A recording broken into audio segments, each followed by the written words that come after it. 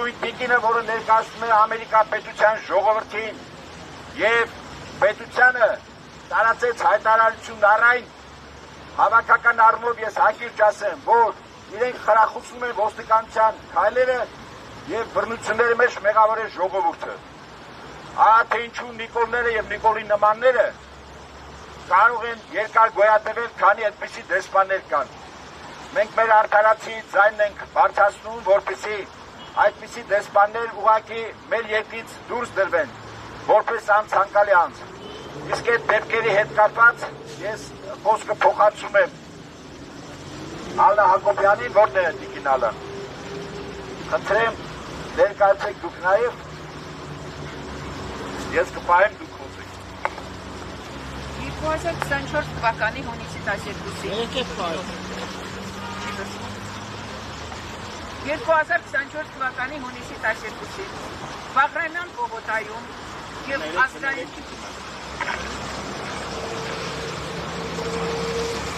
2024 թվականի հունիսի 12-ին Բաղրամյան պողոտայում և ազգային ժողովի հարակից տարածքում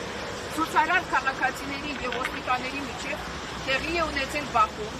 որի հետևանքով շուրջ 100 քաղաքացի ստացել են մարմնական վնասվածքներ, ներառյալ լրագրողներ և օպերատորներ։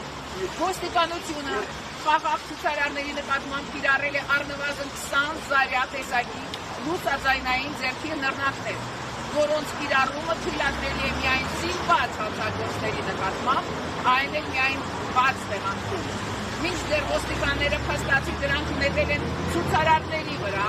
և նույնիսկ արդեն նահանջող, փախչող կամ վիրավորներին աջակցություն ցուցաբերող քաղաքացիների ուղղությամբ։ Արձանագրվել են դեպքեր, երբ կիրառված նռնակից արդեն իսկ վիրավոր ու գետի ընկած քաղաքացիների և այդ վիրավորներին օգնության հասած անձանց նկատմամբ դարձյալ կիրառվել է լուսաձայնային նռնակ։ Փաստենք նաև, որ ոստիկանները լուսաձայնային նռնակ են նետել նաև լրագրողների և օպերատորների խմբի ուղղությամբ, որի հետևանքով վնասվածքներ են ստացել 10 լրագրող և օպերատոր։ Առկա է տեսագրություն, որը փաստում է, որ ոստիկանները նռնակը նետել են ցուցարարի ուղիղ ոտքին և երբ նա կռացել ու վերցրել է այն, նռնակը պայթել է վերջինիս ձեռքի մեջ։ Պայթյունից ցուցարարի աջ դաստակը ծանր վնասվել է, ինչի հետևանքով անձը կորցրել է իր 3 մատը։ Ըստ Հայաստանի Հանրապետության առողջապահության նախարարի 2012 թվականի թիվ 90 հրամանի լուսաձայնային նռնակների կիրառումը նախատեսվում է դրանց օգտագործումը մարդկանցից նվազագույն 2.5 մետր հեռավորության վրա մարմնական վնասվածքները կանխելու նպատակով։ Ուստի նշենք ցուցարարների նման խտության պարագայում որպես հատուկ միջոց ձեռքի բեկորային լուսաձայնային նռնակի ընտրությունը ի սկզբանե լուրջ ռիսկեր է պարունակել հավաքի մասնակիցների առողջության և կյանքի համար և այդուհանդերձ նշված վայրում եղել է ընդամենը մեկ շտապօգնության հաշվարկ։ Տեսագրությամբ արձանագրված փաստերը հիմք են տալիս ենթադրել, որ նռնակների կիրառումը տեղի է ունեցել Հայաստանի Հանրապետության ներքին գործերի նախարարության ոստիկանապետ Արամ Հովհաննիսյանի և ոստիկանության զորքերի հրամանատար Հայկ Բաբայանի ուղիղ հրամանով։ Թեպետ ոստիկանության սպառազինության զինապահեստում առկա են նվազդ վտանգավոր հատուկ միջոցներ, այն է փշալար, ջրցան մեքենա, այնուամենայնիվ կիրառվել է առավել վտանգավոր միջոցը։ Ըստ գործող օրենքի, մինչ հատուկ միջոցների կիրառումը պետք է լինի ցուցարարների պատշաճ զգուշացում, սակայն դա չի արվել, ինչն օրենքի պահանջի կոպիտ խախտում է։ Արձանագրվել են դեպքեր ոստիկանության կողմից քաղաքացիների հանդեպ անհամաչափ ֆիզիկական ուժ կիրառելու մասին, բռնություն և ահաբեկիչ խոսք տեղի է ունեցել նաև ոստիկանական մեքենաների մեջ, ընդ որում դիմադրություն ցույց չտված քաղաքացիների նկատմամբ։ Նշված դրվագներում առանձին ոստիկաններ ցանց են արել իրենց օրինական լիազորությունների սահմանները։ Տեսագրությունները փաստում են, որ նռնակների կիրառման ընթացքում կարմիր բերետավորները շարունակել են ծեծել ցուցարարներին։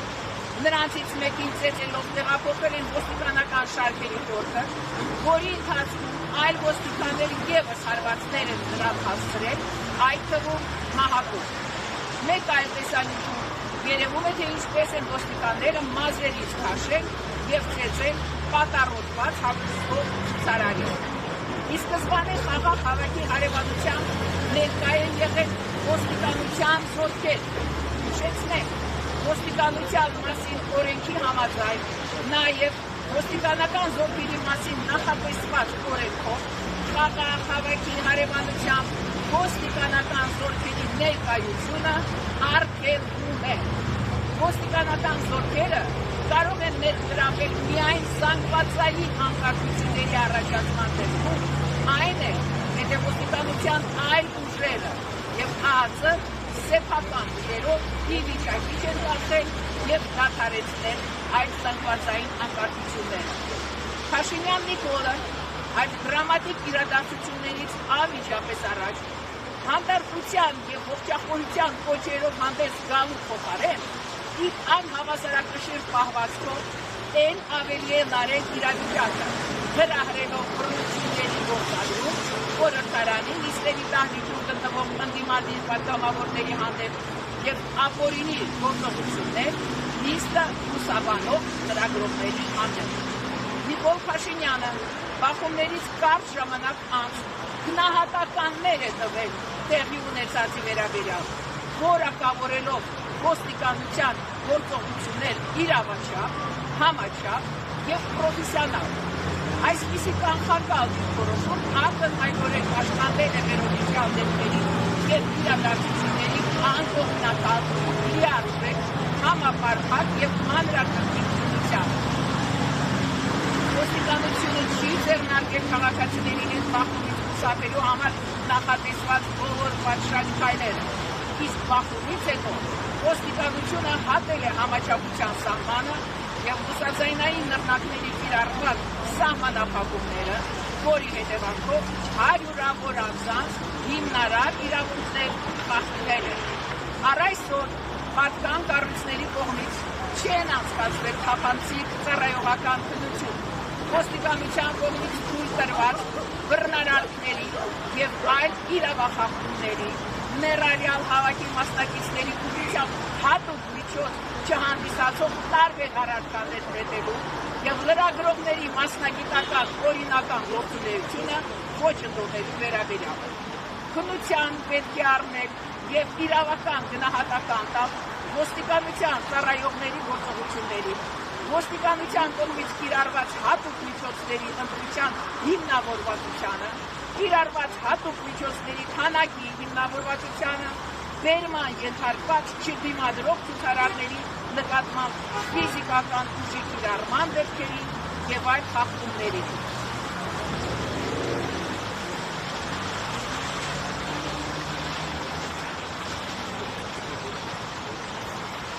Չի նախաձեռնվել քրեական վարույթ Հայաստանի Հանրապետության ներքին գործերի նախարարության ոստիկանապետ Արամ Հովհաննիսյանի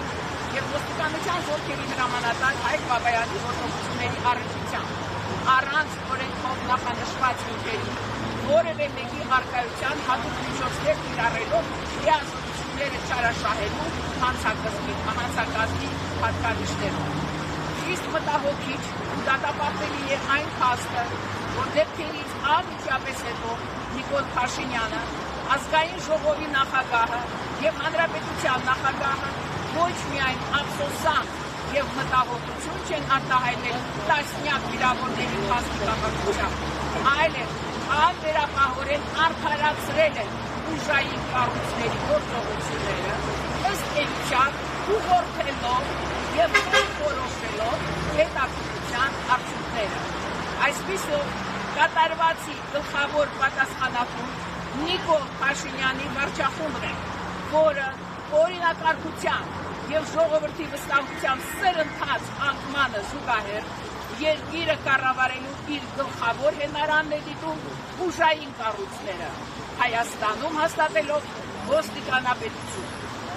Նիկոլ Փաշինյանը պետական համակարգը դարձրել է մասնակից իր բռնության եւ հակաօրինական գործունեությանը։ Ոստիկանությունն ու ոստիկանության առանձին ստորաբաժանումներ նույնպես դարձել են մասնակից այդ հակաօրինական գործունեությանը։ Նիկոլ Փաշինյանին հակաօրինական գործունեությանը մասնակից է դարձել նաեւ քննչական կոմիտեն ընտրովի արդարադատություն իրականացնելու իմաստով։ Հունիսի 12-ի դեպքերի կապակցությամբ Հայաստանի Հանրապետության քննչական կոմիտեն հարուցել է 2 քրեական հարյուր։ Մեկը քաղաքացիների կողմից ենթադրյալ զանգվածային անկարգությունների փաստով, իսկ մյուսը ոստիկանության ծառայողների կողմից պաշտոնական լիազորությունների ենթադրյալ վերազանցման փաստով։ Առաջին գործը քննվել է ավելի քան 100 քննիչների կազմված քննչական խմբի կողմից, կատարվել են ձերբակալումներ եւ շուրջ 3 ամիս հետո գործը փոխանցվել է դատարան 16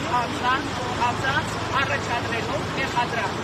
Մեկը զանգվածային անկարգության մեղադրանքով, մնացածները խուլիգանությամբ։ Ներկայումս դատաքննությունը շարունակվում է, մինչդեռ ոստիկանության գործողությունների մասով նախաքննությունը ընթանում է դանդաղ նախաքննական գաղտնիքի նստակույն ռեժիմով եւ մինչ օրս որևէ ոստիկանի մեղադրանք չի առաջադրվել։ Ուստի բնական է, որ Հայաստանում մարդու իրավունքների իրավիճակին կտրուկ վատթարացում են արձանագրել եւ իրավախախ մարմինների գործողությունների ճիշտ քննադատությամբ են հանդես եկել Ամերիկայի Միացյալ Նահանգների կառավարությունը, ամենալիատար կոնսեպցիա, ինչպես նաև Human Rights Watch եւ Freedom House վերջնականով միջազգային իրավապաշտպան կազմակերպությունները։ Սակայն Հայաստանի Հանրապետությունը, Ամերիկայի Միացյալ Նահանգների դեսպանությունը իր տարածած հաղորդակցության մեջ ոստիկանության գործողությունները այն են ոչ համաչափ եւ ոչ իրավաչափ գործողություններ, բռնություններ եւ խոշտանգումներ իրականացրած Հայաստանի Հանրապետության ոստիկանության եւ ոստիկանական զորքերի զինծառայողների կողմից կատարած արարքները որակում է որպես իրավաչափ եւ խրախուսում է այն։ Միաժամանակ հունիսի 12-ին Երևանում ազգային ժողովի հարակից տարածքում սահմանադրությամբ ակոնված ցույց հատկացնելու իրավունքը իրականացնում Հայաստանի Հանրապետության քաղաքացիների, ողջորում է հավաքների ազատության իրենց իրավունքը իրականացնել պատասխանատու կերպով եւ զերծ մնալ բռնության դրսեւորումներից։ Ամերիկայի Միացյալ Նահանգների ժողովրդին եւ պետությանը ներկայացնող Հայաստանի Հանրապետությունը Ամերիկայի Միացյալ Նահանգների դեսպան Քրիստինա Քինը նման արարքով վարկաբեկում է Ամերիկայի Միացյալ Նահանգների 47-րդ նախագահ Դոնալդ Թրամփի կողմից իրականացվող իրապես ժողովրդավար քաղաքականությունը, քանզի իրարում է երկակի ստանդարտներ, անուղղակի խրախուսելով եւ պաշտպանելով Հայաստանի Հանրապետության ռեժիմի, մասնավորապես Հայաստանի Հանրապետության վարչապետի պարտականությունը կատարող Փաշինյան Նիկոլի ձեռքի գործին հանդիսացող ոստիկանությանը, քննչական մարմինների եւ վերջիններիս կողմից անօրինական, հակաիրավական, հակամարտկային գործողություններ։ Հավաքի մասնակիցները Հայաստանի Հանրապետությունում Ամերիկայի Միացյալ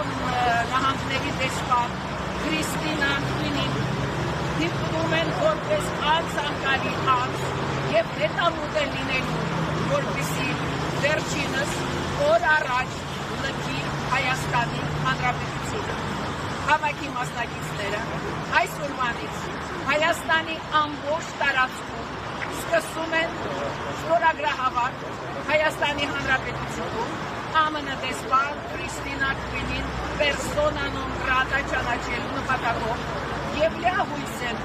որ Ամերիկայի Միացյալ Նահանգների նախագահ Դոնալդ Թրամփի